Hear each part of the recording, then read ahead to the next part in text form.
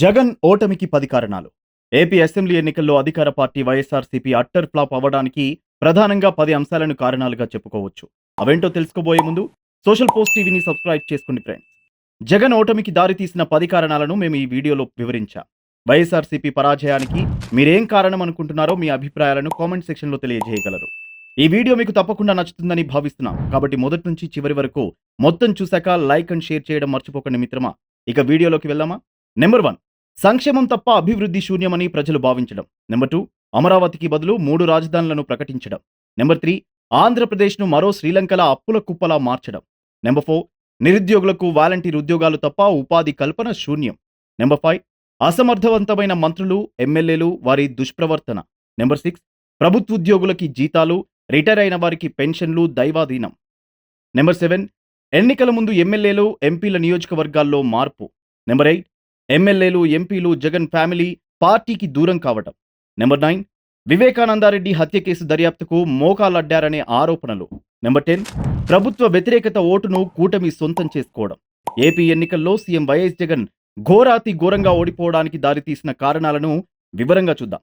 సంక్షేమం పేరుతో వైఎస్ఆర్సీపీ ప్రభుత్వం బటన్లను నొక్కి కోట్లాది రూపాయలను లబ్ధిదారుల బ్యాంక్ ఖాతాల్లో జమ చేసింది. ఇది ప్రజలను సోమరిపోతులను చేయడం తప్ప మరొకటి కాదని ప్రతిపక్ష పార్టీలు విరుచుకుపడటాన్ని జనం స్వాగతించారు. 2019 ఎన్నికల సమయంలో 3 రాజధానుల ప్రస్తావన తేకుండా ఎలక్షన్లో గెలిచాక ప్రకటించడాన్ని ప్రజలు జీర్ణించుకోలేకపోయారు. 3 రాజధానుల పేర్లు చెప్పారు గాని ఒక్కచోట కూడా రాజధానిని సరిగా నిర్మించలేకపోవడం జగన్ సర్కార్ వైఫల్యంగా మిగిలిపోయింది. తెలంగాణ ప్రత్యేక రాష్ట్రంగా ఏర్పడడంతో మిగిలిన ఆంధ్రప్రదేశ్ తీవ్రమైన లోటు బడ్జెట్తో ప్రయాణం ప్రారంభించడంతో ఏ పార్టీ ప్రభుత్వంలో ఉన్నా అప్పులు చేయక తప్పని పరిస్థితి నెలకొంది. అయితే ఆ పరిస్థితిని వైఎస్ఆర్సీపీ మరింత దిగజార్చిందని అపోజిషన్ పార్టీలు కోడై కూశాయి. దీంతో ప్రజలు నమ్మి కూటమికి పట్టం కట్టారు. నిరుద్యోగులకు, యువతకు పెద్ద సంఖ్యలో వాలంటీర్ ఉద్యోగాలు, గ్రామ సచివాలయ ఉద్యోగాలు ఇచ్చారు తప్ప వాళ్ల కోసం అంతకు మించి ఏమీ చేయలేదనే విమర్శలు ప్రజల్లోకి బలంగా వెళ్లాయి. డెవలప్మెంట్ లేకపోవడం వల్లే ఉపాధి దొరకట్లేదనే నిరాశ నిరుద్యోగుల్లో పెరిగిపోయింది.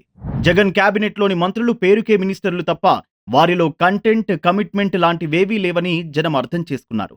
దానికి తగ్గట్లే మంత్రుల ప్రవర్తన వాళ్ల స్థాయికి తగిన రీతిలో లేకపోవడం వల్ల పబ్లిక్లో జోకర్లుగా మిగిలిపోయారు. ఈ విషయాన్ని గ్రహించిన సీఎం జగన్ 2.5 ఏళ్ల కిందట కొంతమంది మంత్రులను తప్పించి కొత్త వారికి అవకాశం కల్పించినా లాభం లేకపోయింది. ప్రభుత్వ ఉద్యోగులకు జీతాలు, రిటైర్డ్ ఎంప్లాయీస్ కి పెన్షన్లు, ఇతర ప్రయోజనాలను సకాలంలో అందించడంలో జగన్ ప్రభుత్వం పలుమార్లు విఫలమైంది.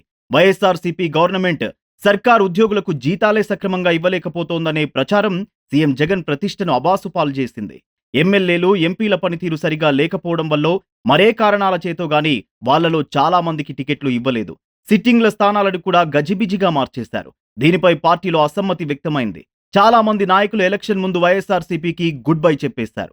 జగన్ కి మొదటి నుంచి ఆత్మీయంగా మెలిగిన ఆయన సోదరి షర్మిల, ఇతర కుటుంబ సభ్యులు, కోటంరెడ్డి శ్రీధర్ రెడ్డి, బాలినేని శ్రీనివాస్ రెడ్డి వంటి నేతలు పార్టీకి దూరమయ్యే పరిస్థితులు ఏర్పడడం దెబ్బకొట్టింది.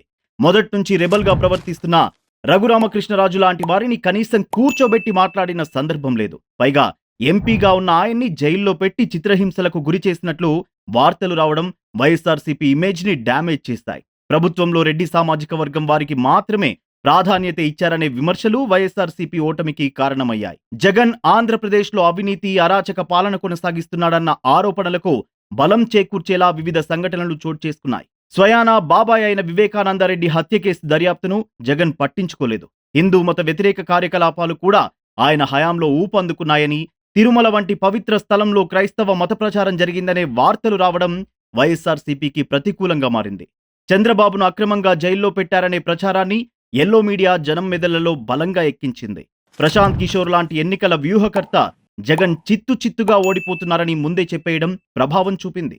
ప్రభుత్వ వ్యతిరేక ఓటు చీలిపోకుండా ప్రతిపక్షాలు జాగ్రత్త పడ్డాయి. టీడీపీ, జనసేన, బీజేపీ కూటమి కట్టి జగన్ పై ప్రజల్లో నెలకొన్న తీవ్ర అసంతృప్తిని ఓట్ల రూపంలోకి మార్చుకుని భారీ విజయాన్ని తమ ఖాతాలో వేసుకున్నాయి.